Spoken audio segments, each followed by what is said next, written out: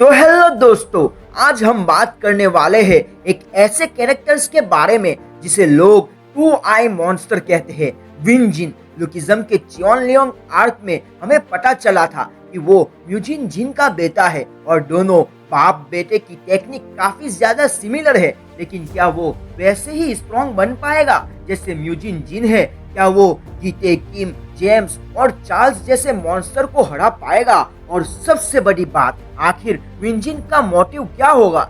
चलिए एक deep conversation करते हैं। अगर हम विंजिन की करंट सिचुएशन के बारे में बात करें तो सबसे पहले करंट विंजिन उतना स्ट्रॉन्ग नहीं है। अगर हम उसके मिडिल स्कूल टाइम को देखें तो विंजिन इजीली जैक और वास्को को भी डिफीट कर पाता, लेकिन ट्रेनिंग छोड़ने के बाद उसकी स्ट्रेंथ उतनी नहीं रही। फिर भी पोटेंशियल उसके अंदर कूट कूट कर बढ़ा है। सिर्फ 1 महीने की ट्रेनिंग के बाद अपना प्राइम दोबारा पाना ये क्रेजी चीज है, और इससे अंदाजा लगा ही सकते हैं कि टू आई मॉन्स्टर कितना स्ट्रॉन्ग है। और हाँ, इस बंदे को लोग काफी ज्यादा कंपेयर भी करते हैं कि वन एंड ओनली ओजी योयो हनी सिंह के साथ, क्योंकि हमें ऑलरेडी पता है विंजिन एक इंटरनेशनल लेवल का रैपर है। चलो जॉक्स अपार्ट, अब हम बात करें विंजिन की ट्रेनिंग और पोटेंशियल की, तो विंजिन को ट्रेन किया था उसके जमाने के सबसे स्ट्रॉन्गेस्ट किंग सियोनजी युक ने, और जो स्टूडेंट सियोनजी युक के अंदर थे वो सभी बहुत ज्यादा स्ट्रॉन्ग थे। लाइक हमारी मोटी अम्मा, जो दिखने में बहुत ज्यादा औसम है, और उन सबसे स्ट्रॉन्गेस्ट था विंजिन। मतलब अगर ट्रेनिंग कभी छोड़ी ही ना होती तो आज विंजिन इजीली किंग सक्सेसर को भी डिफीट कर पाता। आखिर विंजिन स्ट्रॉन्ग बनना क्यों चाहेगा? उसके पीछे का रीजन क्या होगा? थोड़ा डिस्कस उस पर भी कर लेते हैं। मेरे हिसाब से 2 बड़े रीजन है जो विंजिन को फिर से वही स्ट्रेंथ दिला सकता है। पहला, केजिन को हराना। ये तो ऑब्वियस बात है क्योंकि हमें ऑलरेडी पता है कि उसने विंजिन के साथ वो हरामी ने क्या किया था। और पर्सनली कहूँ तो मुझे सच में ये बंदा सबसे हरामी लगता है, उस गैंगबग थर्की लैंडलॉर्ड से भी ज्यादा। अब दूसरा रीजन, गीते, जेम्स और चार्ल्स चॉइस से बदला लेना। और ये सुनने में थोड़ा क्रेजी लगेगा, लेकिन कुछ ऐसे पॉइंट्स मैं आपके सामने रखूंगा जिससे आप लोग भी कहेंगे कि ये बंदा सच कह रहा है। दोस्तों, विंजिन और उसकी माँ के साथ जो भी हुआ उसके पीछे डायरेक्टली चार्ल्स का हाथ था। रिपोर्टर किम ने भी कहा था कि विंजिन को एक दिन अपना मोटिव मिलेगा चार्ल्स के खिलाफ। मतलब म्यूजिन जिन की मौत के पीछे चार्ल्स और उसके लोग ही थे।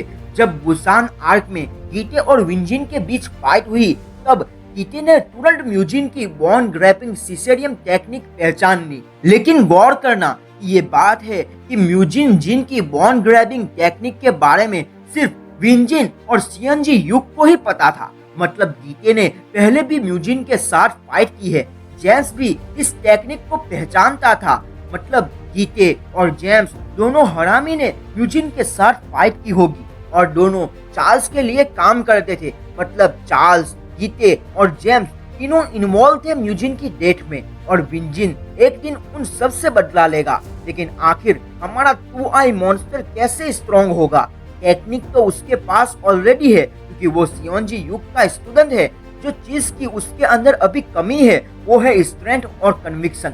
हमारे मुट्ठी गैंग का राजा गैपियोंग किम स्ट्रॉन्गेस्ट इसीलिए था क्योंकि उसके अंदर था विल पावर, एक ऐसी कन्विक्शन जो इम्पॉसिबल को पॉसिबल बना देती है। विंजिन भी वही स्ट्रेंथ तब दिखाता था जब उसके पास प्रोटेक्ट करने के लिए चियोन लियोंग था। तब उसने किंग सक्सेसर को डिफीट किया था। और मेरे थियरी के हिसाब से जब विंजिन के पास दोबारा प्रोटेक्ट करने के लिए कुछ होगा, चाहे वो चियोन लियोंग हो या फिर अपनी माँ के लिए बदला या चार्ल्स के खिलाफ रिवेंज, तब वो अपनी असली स्ट्रेंथ को दोबारा पालेगा। और उस वक्त विंजिन बनेगा वो मॉन्स्टर जो गीते, जेम्स और इवन चार्ल्स चॉय तक को भी चैलेंज कर पाएगा। वैसे गाइस, अगर आप लोगों को लुकिज्म और पीटीजे यूनिवर्स पसंद आता है तो आपको एक और मानवा जरूर देखनी चाहिए कि world is money and power. ये वाई लैब के ब्लू स्ट्रिंग यूनिवर्स का हिस्सा है। बिल्कुल पीटीजे यूनिवर्स की तरह इंटरकनेक्टेड कहानियां है, और इसी में